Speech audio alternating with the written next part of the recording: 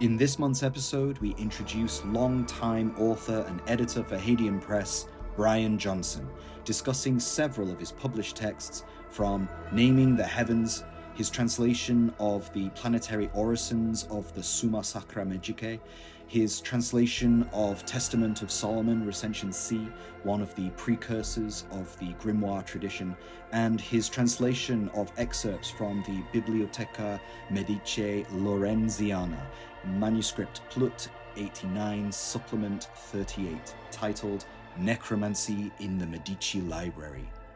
In this episode, Brian and I discuss how he came to translate these texts, their history, how magical manuscripts evolve over time, and speculate about their origins. I am your host, Matt Hadfield, and I am very happy to welcome Brian Johnson to the Hadean Press podcast. Brian, welcome to the podcast. Hi, Matt. Thanks for having me. So for our audience, could you tell us a little about yourself and about how you got interested in the occult? So, I am a freelance translator, editor, and writer. Work primarily in the spaces of historical magic studies and separately tabletop role-playing games. Though now that I think about it, the juxtaposition of those two things probably actually says quite a bit about how I got here. I've loved fantasy fiction for as long as I can remember, and at a pretty early age, that led me to discovering the folklore and mythologies that are behind all of those paperback novels and cartoons. And then I basically proceeded to exhaust the entire folklore and mythology section of my local public library.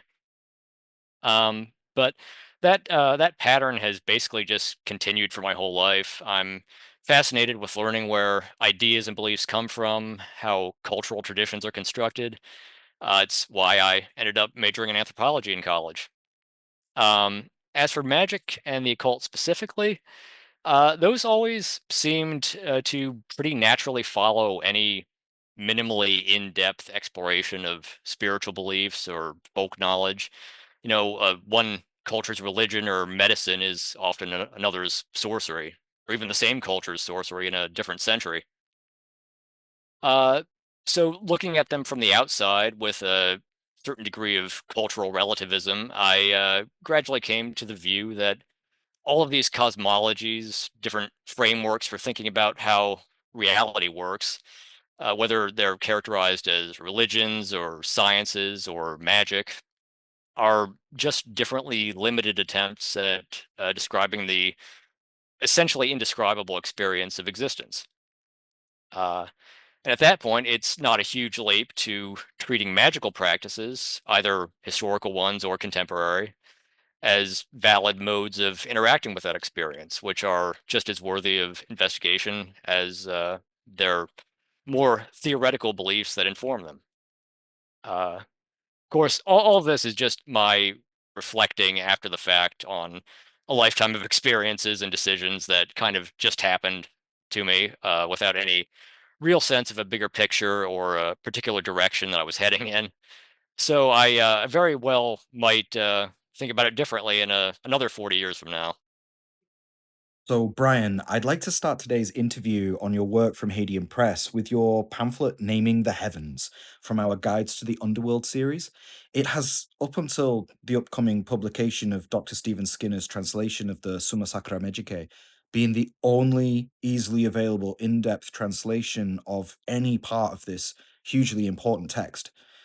This pamphlet has been very important to my own personal work of engaging with the spirits of time, but for our audience, could you describe what it was that led you to translate this specific section of the Summa? My interest in actively looking at the Summa, or the SSM for short, actually came when David Rankin asked me to assist with translating the book's table of contents, which it appears in the Castle University manuscript of the Summa, for his Grimoire Encyclopedia. I had been broadly familiar with what the SSM was before that, just from reading the secondary literature. But I didn't really have a clear idea of what it actually contained in any detail. So when I saw that part of it dealt with some kind of prayers to the planets, that immediately grabbed my interest as an example of what we might call comparative cosmological thought. In this case, what exactly did a notionally Christian medieval magician think he was doing exactly when he talked to the planets?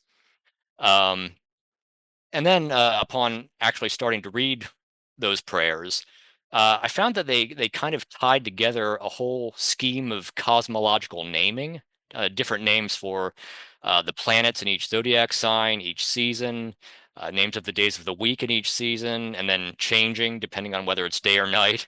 It's all extremely complex and actually essential to the magical system that the author lays out in the book. Thankfully, given what I know now, I was able to restrain myself from attempting to translate the whole thing and decided to just be content with making sense of the part that first drew me in. Yeah, and I think I speak for most people interested in grimoire studies when I say that I genuinely cannot wait for Skinner's translation later this year. Yep, same. So if we speculate for a moment, do you think that this level of complexity that you mentioned is a late pagan survival, or is it like is it a Christian innovation within the text? I think it's most likely at least an innovation of the Christian era, probably growing out of the kind of complex disputations of a university education at the time. That would be my guess. So we know the Sefer Razielus was very influential to Gunnell, the author of the Summa, and that it entered the Latin and Castilian speaking West through the translation efforts of those under Alfonso X in 1259. But what can you tell us about these names of the seasons and the planets? And to what degree did Gunnell innovate on this text in forming his synthesis? So this one isn't easy to answer, partly because, as far as I know, the earliest Latin manuscripts of the Book of Raziel have not been published, let alone translated. So my assessment is based entirely on my own very limited review of one of those manuscripts, which was Vatican Regius Latinus 1300, along with some of the much later English editions. But that being said, it seems to me that Gunnell must have been drawing upon lists of names which were related to those in the early Latin Raziellus, but also incorporating material from other sources of the same general kind, probably also from Iberian Arabic translations. Maybe even including some form of the Sefer HaRazim, which contains kind of analogous lists of angelic names. Just to choose one arbitrary example of what I'm talking about, if we look at the names of the hours of the night, which can be used indiscriminately in any season, three of the 12 names that Gunnell uses are the same as those in the corresponding list from the Raziellus, although one of them is shifted out of place by an hour. Now, that's not a huge crossover, but 25% is still too much to be a coincidence. The problem is that figuring out exactly where all these names came from would be a pretty massive undertaking of research and textual comparison, which I have not had time to do. Yeah, and I'm really interested in a lot of the names presented in your breakdown of the hours and the seasons, but most of all by the names of the permutations of the planets in the zodiacal signs. Like I shared that document with you a while back where I broke down the names and I found this modularity to them that indicates that perhaps there's some kind of gematria involved in in their construction. So I guess I'm just really keen to learn more about how these names came about and how they're formed, and it's really fascinating to trace them through history. But yes, like you said, the 25% is not an insignificant number, and as most grimoire nerds know, names have a tendency to drift and skip and jump across registers. So yeah, we see a lot of that in the transmission of the grimoires, and it seems like a natural part of their evolution.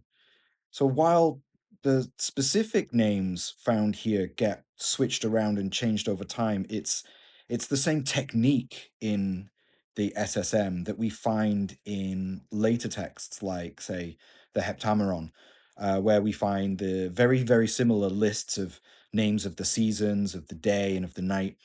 However, we seem to have lost a lot of that complexity in the transmission. Why do you think this is? I think there are two possibilities, and they are probably both active in varying chains of transmission.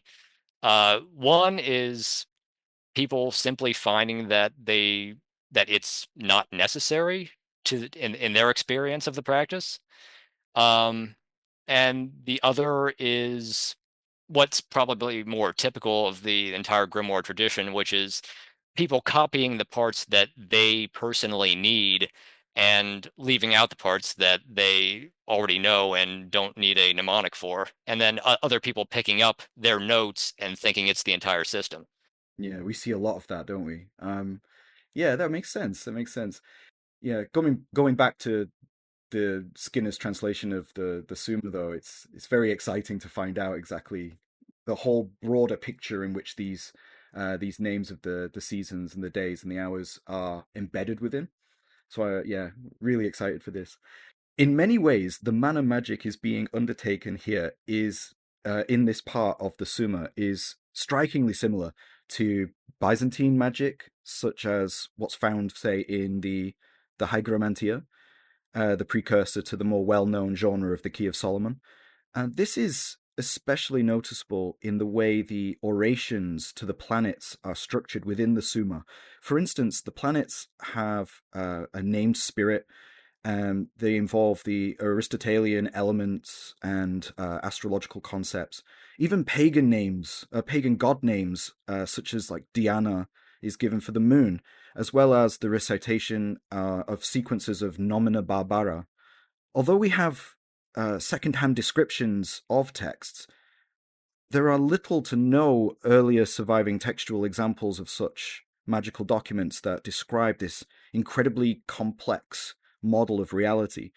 To what degree do you think that this is a shared, perhaps even a universal understanding of magical cosmology in the medieval world? I think it was a generally shared worldview, at least among people who had some level of formal education in the sciences, because it's basically the cosmology they inherited from Aristotle and Ptolemy, where the effects in the sublunar world of the elements are induced by the movements and activities of the perfect, unchangeable bodies in the heavens, which also, according to interpreters like Albert the Great and Thomas Aquinas, were themselves moved by rational souls, which some thinkers classified as angels. And if we accept that premise, then it's not hard to see why magicians would seek means of attracting the goodwill of those intelligences. Probably first of all by finding names to call them by, even if those names happen to be the same ones that the pagans had once used for them. So I know that we can say for certain that the centers of learning in the medieval world taught the Aristotelian physics and a Ptolemaic cosmology, especially at the House of Wisdom in the ninth century during the Abbasid Caliphate, which saw a vast amount of Hellenic Greek texts being translated into Arabic. And later in the 12th to 15th century in Europe, the European universities of France and Spain, Italy, and which they translated in turn those Arabic texts into Latin. And through this reintroduction of classical Greek thought, we see this really profound effect on the manner in which magic was performed. But I'm curious about whether or not there is any material here, um, or any evidence for, say, a magical tradition which predates these translation efforts in Europe specifically, and which may have ultimately blended into what is now called the grimoire tradition. I think there certainly were magical traditions that survived from even the pre-Roman era in Europe, but I don't know that they are represented in this kind of text. I don't know how big of a part like any kind of like folk spirit names or anything like that show up in something like the SSM. They might. I don't know how we would know.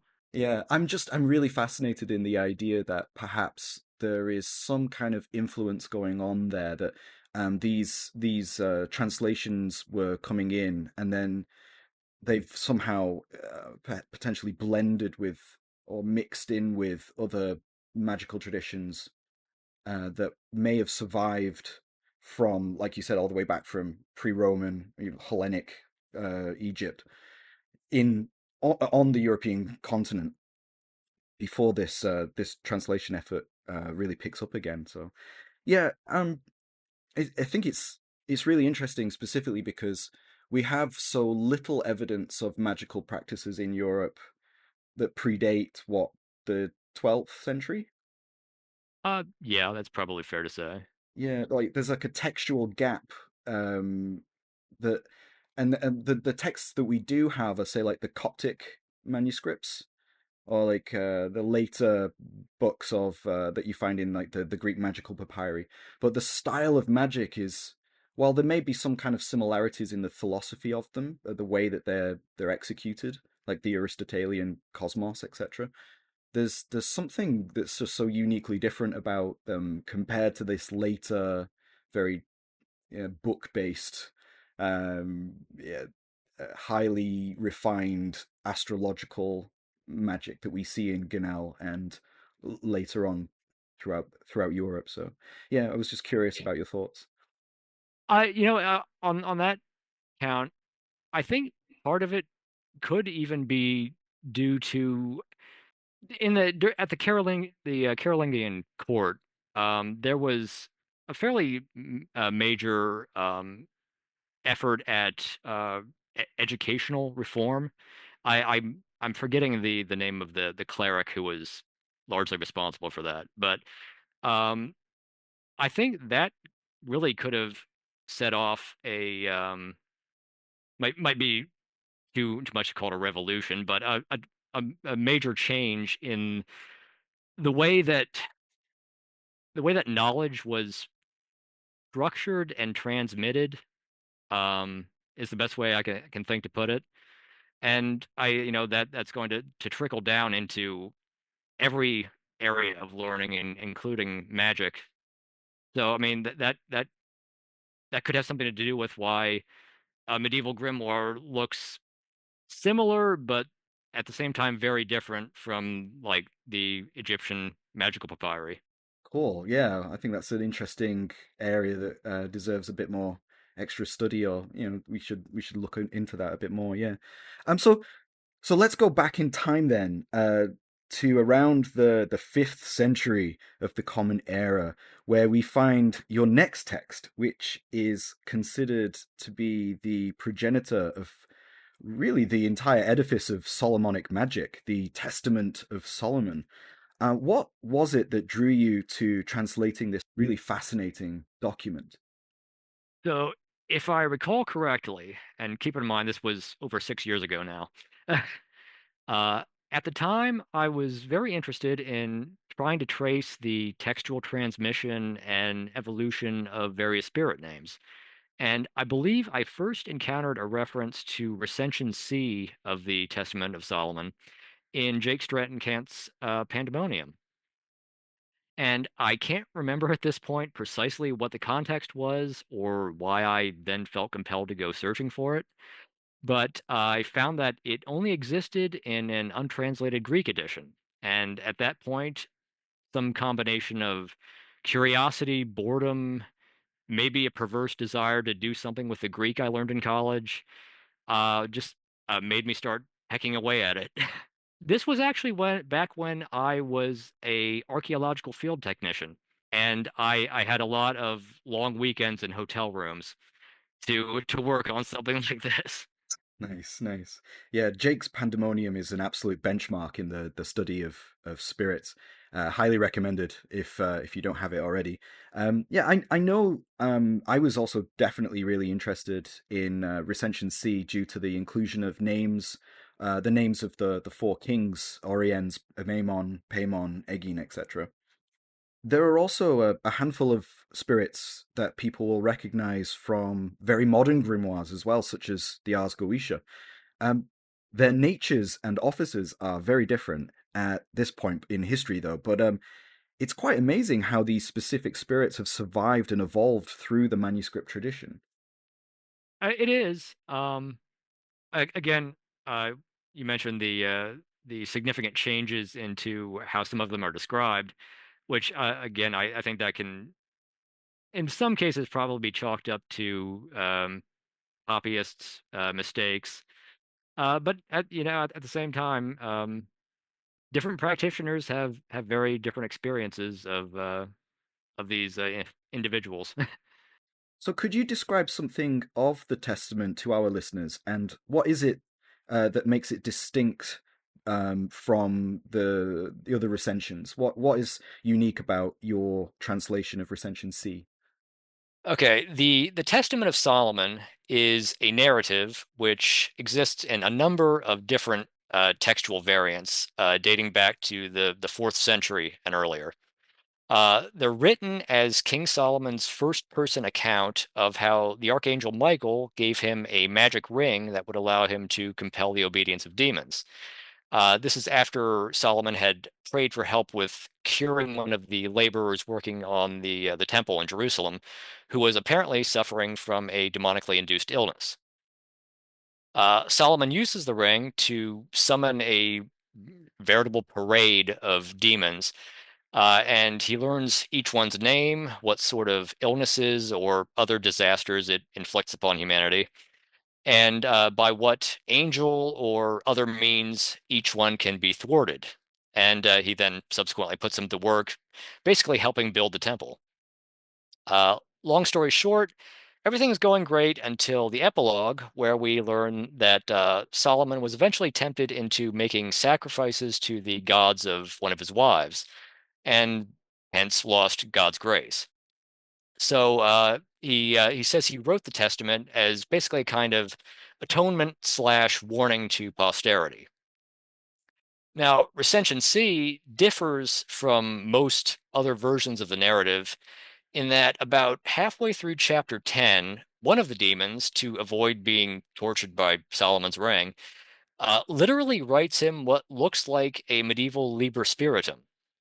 It contains a list of 52 demons with their seals written in it. It says by their own hand, along with how many other demons they rule and what kind of services they can provide. The rest of the narrative then is also much abbreviated from other versions. It mainly recounts some prophecies the demons deliver regarding the danger of allowing this material to fall into the hands of future generations, and then Solomon hiding it away. Although there is also a brief interlude with the demon Onoscelis delivering him a magical food producing table, and also some instructions for using an inscribed jasper stone as part of the method for commanding these demons.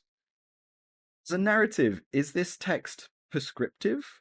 As in, should the would-be sorcerer read the story and engage with it as an active myth, like forming the ring, performing the conjurations as described in the story, or was this more of a story as like a warning to people who would attempt to perform sorcery?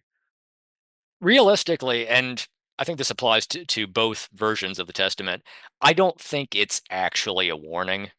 um, except possibly in the loosest sense that to be an effective magician, you do need to maintain God's grace. I think that may be implicit here.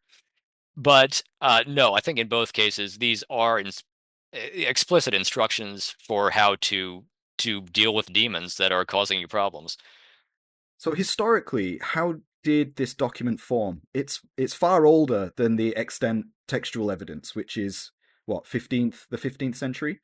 So, what can you say about the oral tradition which underpins it? So I think the Testament is best understood as something closer to a literary genre than a particular text. The exact origin of the narrative as we have it is uncertain, but there are similar tales about Solomon that appear in the Talmud, and there are parallels to the Testament's demonological material in Egyptian, Near Eastern, and Greek sources. The earliest relatively complete versions that actually still survive do date to the 15th century, but there are textual references to something called a Testament of Solomon that are recorded already in the late 4th century. And evidence within the text itself indicates a definite Christian influence, despite the fact that the narrative is set during the United Monarchy of Israel sometime in the 10th century BC. Um, it's most likely that pieces of the Testament as we now have it circulated independently for probably hundreds of years and kind of cross-pollinated one another as the people who were copying them more or less gradually settled upon a fixed narrative framework outlining the story arc of King Solomon, which by that time had become, popular cultural currency from the Bible, the Talmud, folklore. So, in other examples of the Testament of Solomon, we are presented with a catalogue of 36 demons, which are specifically of the deacons. And these have a very specific Egyptian origin and connect these chthonic spirits very much to the stars. However, in your work, we find a list of 52. That's right. You write, I suggest that the list of 52 demons, far from being arbitrarily inserted in order to bulk out an otherwise slim work of pseudepigraphia, is in fact the original goetic core around which material from the by then classic Testament of Solomon narrative was later wrapped sometime in the 15th century in order to provide a literary context for its transmission.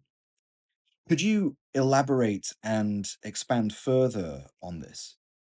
So this obviously gets very complicated. I think I spent over a dozen pages just trying to outline the evidence for it in the introduction to my translation. Um, and there are allusions also to possible textual parallels to this kind of material going back to at least the 12th century in Byzantium. But my basic theory is that the spirit list of Recension C was originally an independent document of practical exorcistic magic, like many others that no doubt existed, with the examples we find today in the grimoires being the few that survived. And this list came to be inserted into a modified version of the Testament narrative by some anonymous magician scribe, sometime probably around the early 15th century, somewhere in the Greek speaking Mediterranean, possibly southern Italy, basically in order to improve its chances of being preserved. Um, the manuscript tradition of Recension C itself is also literally physically connected to two manuscripts of the Hygromantia, the so-called magical treatise of Solomon. Those are Parley 5596 and Parasinus Graecus 2419, which were written around the same time and containing some of the actual same ritual paraphernalia that's mentioned in Recension C, which I think further suggests that this text was understood to be of a practical nature and not just biblical apocrypha. That's fascinating. So the Greek magical texts coming into Europe around that time had such a vast impact on the evolution of the grimoire tradition. So why would you say that the Testament is important to our understanding of the later grimoire tradition? I think the Testament generally and Recension specifically uh, is one of the closest things we have to a direct genealogical link between some of the ritual methods and materials of the Egyptian magical papyri and the late antique Hellenistic world as a whole. Uh, on one hand, and the spirit registers and conjurations of the medieval grimoires on the other. That's one of the main points I tried to emphasize in the introductory material and and probably too many footnotes of my translation. No, Brian, there can never be enough footnotes. But yeah, this is such a fascinating subject to explore. And, there's still so much more that I would love to go over with you. But yeah, I really love this book. The Testament of Solomon Recension C is gorgeous as well and well worth people's attention. So it offers this amazing window into like this early phase of the evolution of the grimoires. So yeah, thank you so much, Brian, for producing it and for all of your efforts into bringing this into the English language. It's a really wonderful book. Moving on then to your translation of excerpts from the Biblioteca Medicea Laurenziana, manuscript Plut 89, supplement 38, titled Necromancy in the Medici Library, an amazing glimpse into the nefarious sorcery, which was very much a part of the medieval Italian life. What can you tell us about the history of this text? So, this manuscript, which is basically a huge collection of miscellaneous magical texts, was compiled sometime around the turn of the 16th century. At least one part of it is internally dated to 1494, though the manuscript seems to have been written by several different hands, so its date of final completion is not certain. Uh, it contains a number of operations also found in the roughly contemporaneous Munich Manual of Demonic Magic, CLM 849, as well as some other texts mentioned by Trithemius in his 1508 Antipalus Maleficorum. And there are even a few examples of texts found in English libraries at the time, which I think all gives a pretty good sense of the extent of the networks that texts like this were circulating through at the time. Uh, the shelf mark designation Pluteus, that actually indicates that the book would have been among those that were already part of the Medici collection when the library was formally established in 1571, though it's not really possible to say when or by whom it was originally acquired. Um, we do know that Giovanni de' Medici, who would go on to become Pope Leo X, was a highly educated man and had people like Marsilio Ficino among his family friends. So he could definitely be a possibility. So, who exactly were the Medicis? Like, how much power did they wield in Italian society? The Medici were a very wealthy banking and mercantile family who were able to leverage that wealth into political power in the city-state of Florence in the early 15th century, and also then through the appointment of two of their heirs, Giovanni and Alessandro, as popes. Their power did kind of wax and wane over the years. There were a number of coups, assassinations, and a prolonged exile in Rome. But overall, they did remain one of probably the most powerful dynasties in all of Europe for about a century. And so, who was it then that actually wrote this document? What do we know about them? As usual, we don't have any concrete personal details. The most likely candidate, which also, as usual in this era and this type of material, was probably a member of the lower clergy, given the necessary combination of both education and free time. Uh, Again, there may have been more than one scribe at work here, in which case it's kind of interesting to speculate that the manuscript might have even been the common property of a monastic community. But again, unfortunately, we don't really know. We know that the document itself was within the Medici Library. Can we say with any certainty that it was actually employed or used by them? I don't think so. I Right. I really don't. It's a massive library. Even at that time, there were over 3,000 volumes in the Pluteus collection. So it it's hard to say how many of those books were even ever looked at by anyone other than the librarian.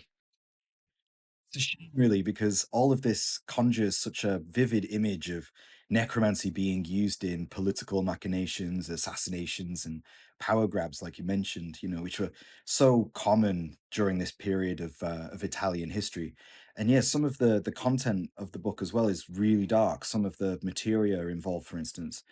And actually, yeah, we should get onto that now because often the rituals outlined in this text are described as dangerous, if not potentially fatal to the sorcerer performing them. Can you outline an example of the form of necromancy within this text?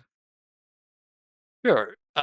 So the rituals mainly follow the uh, to anyone familiar with grimoires, the classic exorcistic pattern of invoking divine empowerment and then commanding demonic agents to do whatever you want them to do. Though the operations here also do incorporate elements of sympathetic magic, like wax effigies of your intended victim, and also some more complex than usual astrological timing. Um, the purposes of the conjurations are also pretty typical of the genre and typically malefic.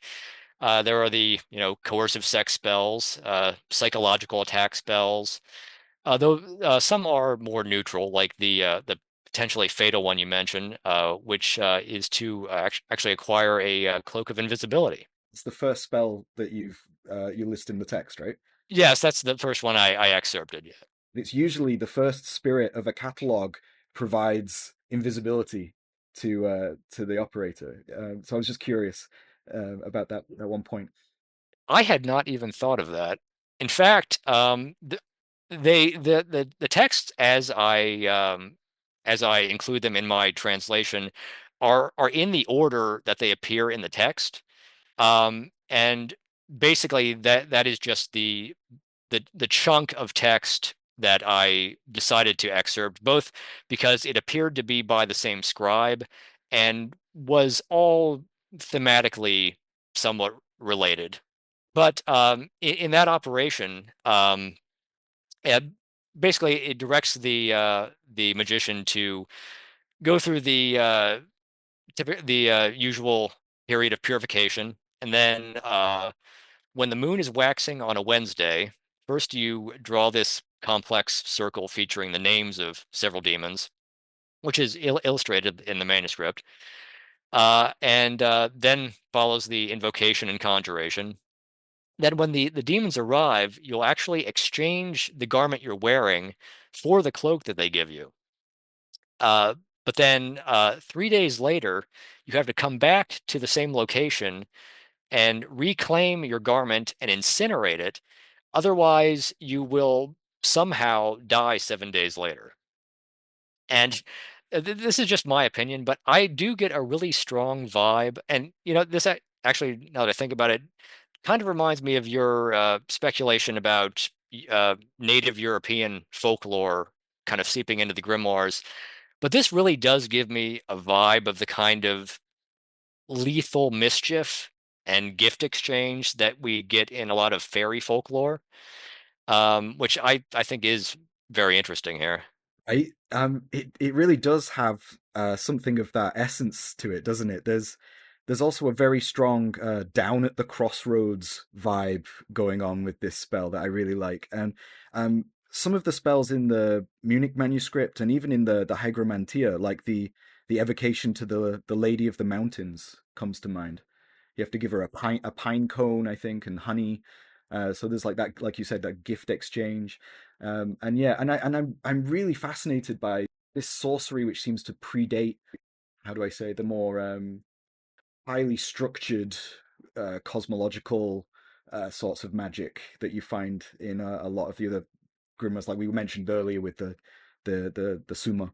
But yes, I really enjoy this text. In your opinion, Brian, do you think this is a text that is workable by the modern magician? Do you think that somebody could actually apply these spells that you've translated here and actually enact them?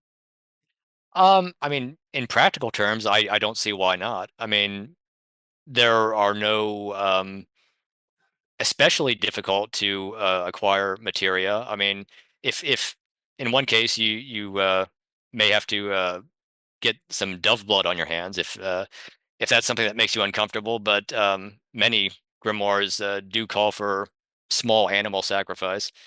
Um, as far as whether or not you should use this kind of material. You know, uh, self-defense takes many different forms.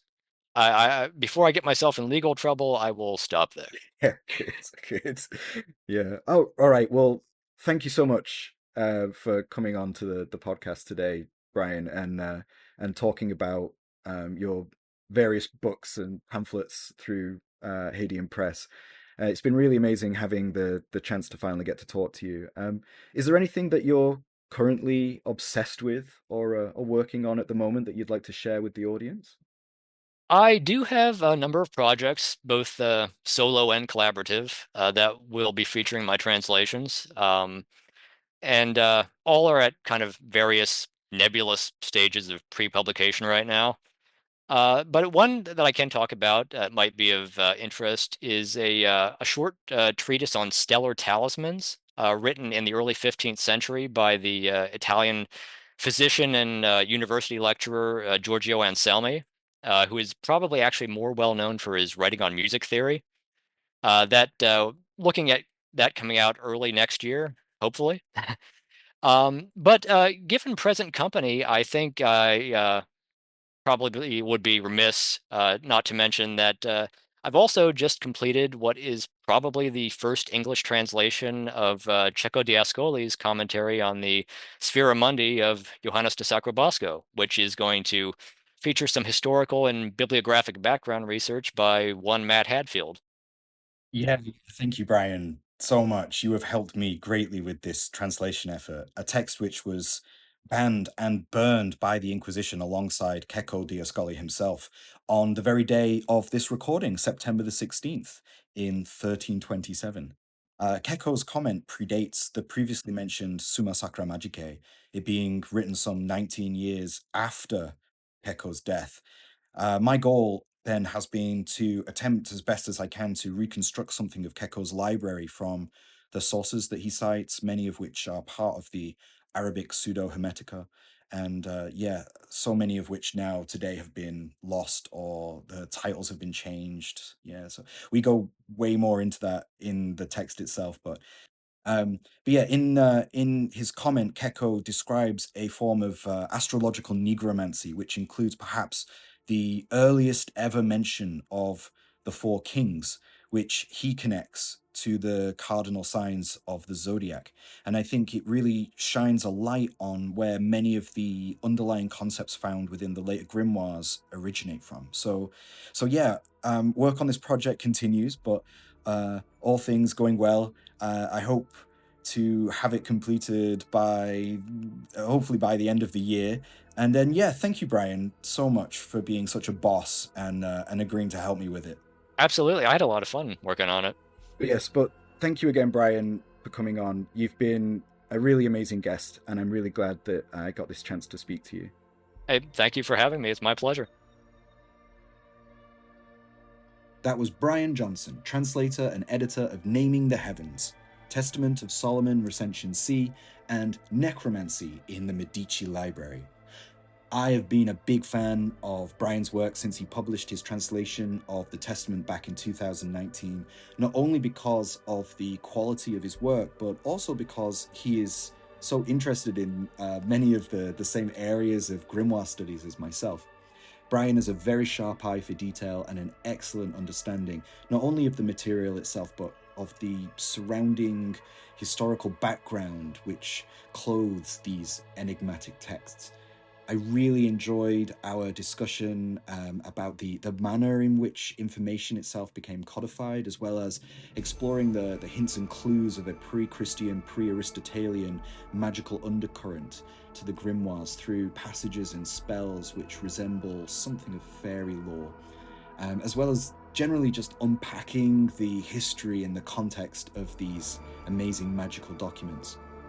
I really can't recommend Brian's work highly enough. If you are a fan of critical and highly polished examinations of medieval magical manuscripts, then you are truly in for a treat. All of Brian's works mentioned in today's episode are available from Hadean Press through the links which can be found in the description below. Once again, to all of those that have listened all the way through to the end, myself and everyone at Hadean Press, thank you for your keen interest in our work and our output. Please do all the things like subscribe, comment, and share our podcast and our promotional videos around with people that you think will appreciate what we do. It really makes a difference as we continue to put out some of the best material on the subject of magic, grimoires, and folklore. Stay tuned for more to come in the future. We have an extra spooky episode on necromancy coming up for the month of October, which I'm very excited to share with everyone. And yes, thank you all so much for your continued support. And I will see you all again in the next one.